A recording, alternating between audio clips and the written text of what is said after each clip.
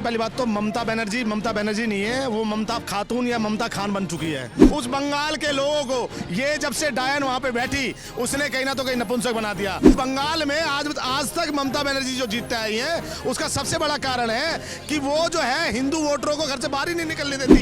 इस समय जो आज बंगाल की स्थिति है ये देख के भारत के लोगों को भी अब सीख लेने की जरूरत है कि 6 दिसंबर 2025 को ही क्यों याद आई कि बाबरी मस्जिद बनानी चाहिए।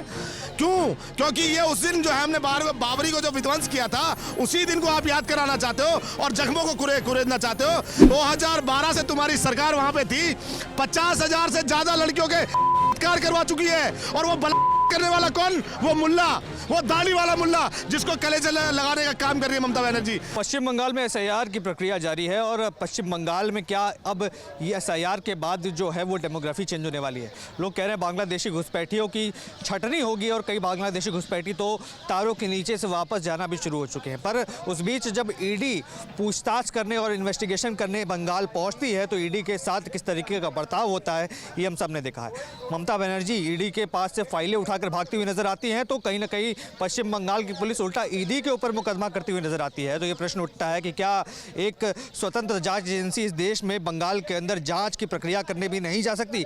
ये तमाम विषयों पर प्रश्न करेंगे, लोगों से जानेंगे उनकी राय कैसे देखते हैं। ये ईडी तो अपनी कार्रवाई करने गई थी, पूछताछ करने गई थी, इन्वेस्टिगेशन करने गई थी।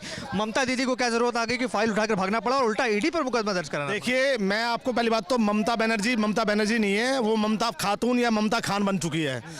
जिस बंगाल की भूमि पर ये नारे लगते थे कि करबो लड़बो जीतबो रे, मतलब करेंगे लड़ेंगे जीतेंगे, उस बंगाल की धरती को, उस बंगाल के लोगों को ये जब से डायन वहां पे बैठी उसने कहीं ना तो कहीं नपुंसक बना दिया। आज एसआईआर होती है, मुझे सोचने की बात है और चिंतित होता हूं कि आपको समस्या क्या है।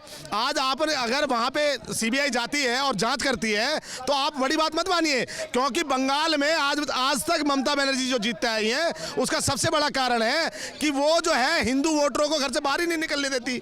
हिंदू वोटरों को तो अधिकार ही नहीं है वोट देने का।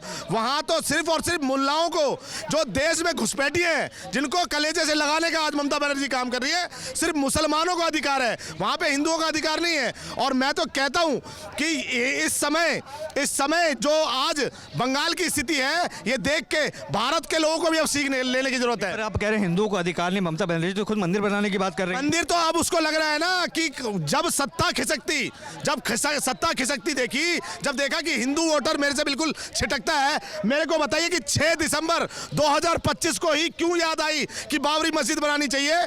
क्योंकि ये उस दिन जो है हमने बाबरी को जो विध्वंस किया था उसी दिन को आप याद कराना चाहते हो और जख्मों को कुरेदना चाहते हो। जब आपने देखा कि मुसलमान तो मेरे से छिटक रहा है और अब हिंदू भी मेरे से छिटक रहा है तो आप ये कहीं ना तो कहीं एक नैरेटिव सेट करना चाह रहे हो कि महादेव का मंदिर बना। आप महादेव का मंदिर 2012 से तुम्हारी सरकार वहां पे थी, 50,000 से ज्यादा लड़कियों के बलात्कार करवा चुकी है और वो करने वाला कौन? वो मुल्ला, वो दाढ़ी वाला मुल्ला जिसको कलेजे लगाने का काम कर रही है ममता बनर्जी। देखिएगा एसआईआर के माध्यम से जितने भी ये छुपे हुए सुअर और चूहे थे ये देखिएगा छोड़ के भागेंगे। एसआईआर मैं कह रहा हूं पूरी भारत में होना चाहिए और भारत सरकार से मांग करता हूं कि पूरे भारत में होना चाहिए। आप देख रहे हैं सौगंध टीवी, सौगंध वतन की।